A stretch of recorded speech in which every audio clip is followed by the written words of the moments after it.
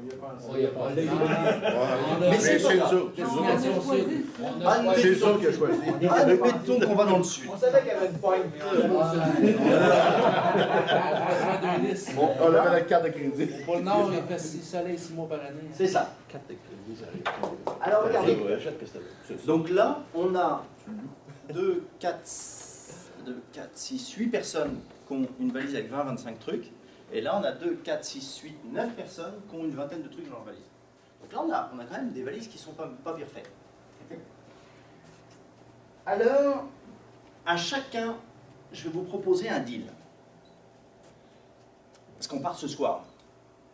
Okay. Donc là, on est en formation. Soit on part très tard, parce que vous faites votre valise, soit je vous offre quelque chose. Une option, c'est que juste après la formation à 4h30, on s'en va.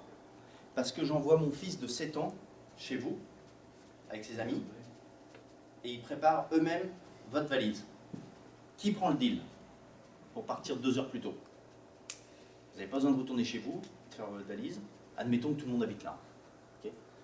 C'est mon fils de 7 ans, aidé de son frère de 17 ans, mais je crois que c'est pas une aide, qui font ça. Ils font votre valise, à votre place. Qui prend le deal? Toi, tu prends. 1, 2, 3. Le dernier mot? Donc là, on a 3 personnes. On a 3 personnes qui prennent le deal. Ça veut dire que, en gros, on a 17 personnes qui ne le prennent pas. Qui disent non. Moi, je ne le connais pas, son fils. Il va m'oublier mes lunettes de soleil. Il va jouer dans la maison. Je suis sûr qu'il va oublier quelque chose. On ne prend pas le deal. C'est ça que ça veut dire. Okay.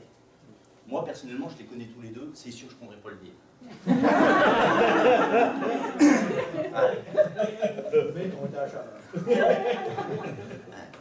Mon fils de 17 ans va quand même à l'école sans son cartable, sans son sac. Pas mal. Il sait qu'il oublie quelque chose. Il ne sait pas quoi. Donc, vous faites bien de ne pas prendre le deal. Maintenant, autre configuration. On a tous notre petite valise là. On a mis ça au bord du bus. On est parti en bus Mont-Sainte-Anne ou nous à l'aéroport. On arrive. Et là, le chauffeur, il a oublié les valises. Réaction. Qu'est-ce qu'on fait? savais. non verbal en bas. Ah, le non-verbal. C'est fort. Là, c'est sûr que Jocelyn, comme Marianne, ne vont pas masquer du tout le non-verbal. C'est-à-dire que le chauffeur, il va le savoir, là, que il y a un problème. Alors, on fait quoi? Qu'est-ce que vous faites? La carte de crédit embarque, ok. On s'adapte, on fait autre chose. Qui est frustré un peu là? Ok, on est tous un peu frustrés. Bon, alors vous allez voir où je veux en venir avec ça. Là, on parle de notre vie personnelle.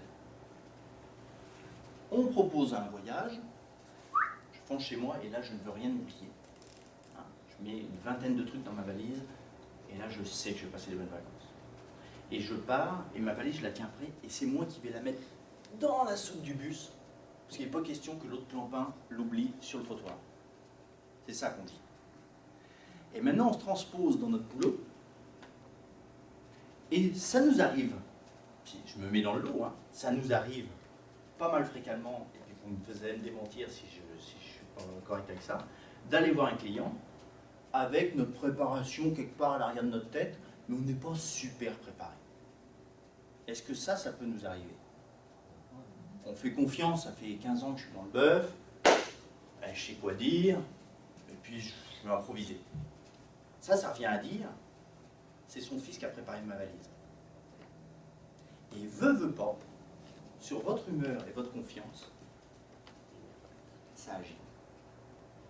Ça agit solide. Et on n'est jamais autant persuasif que quand on a confiance en ce qu'on fait. Donc ce qu'on va se dire à partir de maintenant, c'est qu'il n'y a plus une fois où on part voir un client sans s'être dit « je me prépare ». Exactement comme il ne nous viendrait pas l'idée de partir en vacances sans avoir préparé de valise. Ok? Comment on va faire? Comment on va faire? on va faire ça. Je vais vous donner une petite grille après la pause avec c'est quoi mon objectif? Ben là, ça va être de vendre le PATBQ. Quels sont les outils, les informations dont j'ai besoin? Et puis mon produit après. Qu'est-ce que c'est? Ça sert à quoi? Et c'est quoi les avantages ou les forces de ce produit-là pour mon client? Et puis derrière, on va se poser la question aussi, vous allez voir, ça va un petit peu plus loin. Qu'est-ce qu'il pourrait me faire comme objection, mon client, quand je vais lui parler de ça? C'est trop cher, ça sert à rien, etc. Bon, je vais me les lister.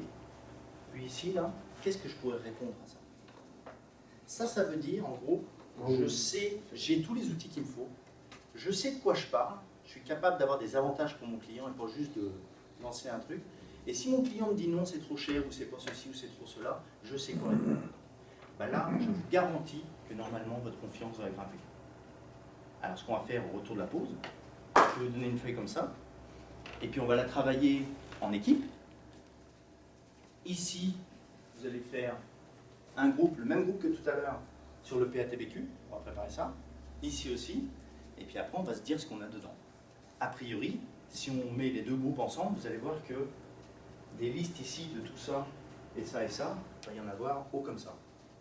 C'est-à-dire que vous allez construire un langage commun aujourd'hui, et vous aurez tous votre petite feuille qui sera un mix des deux pour partir vendre ça demain matin. Vous allez être beaucoup mieux équipé, votre valise va être plus lourde qu'est-ce qu'elle est aujourd'hui quand vous allez vendre ça. Plus confiant. Ok? Oui, Paul. Je suis pas d'accord avec l'analogie entre la valise qu'on prépare pour un voyage et c'est préparé pour un client. Pourquoi? Tu as fait le lien, mais moi je ne le vois pas du tout. Ok. Pourquoi? Parce que c'est deux choses bien différentes dans ma tête. Ok. On joue. En fait, c'est juste ça mon commentaire. D'accord. Écoute, est-ce qu'il y en a d'autres qui sont comme Paul? Il y en a juste 3 qui sont partis en vacances. Il y a Jocelyn. Non, le truc, si tu veux, c'est... Le truc que je veux vous montrer là, c'est que ça, c'est la veille, avant d'aller voir mon client, ou le matin.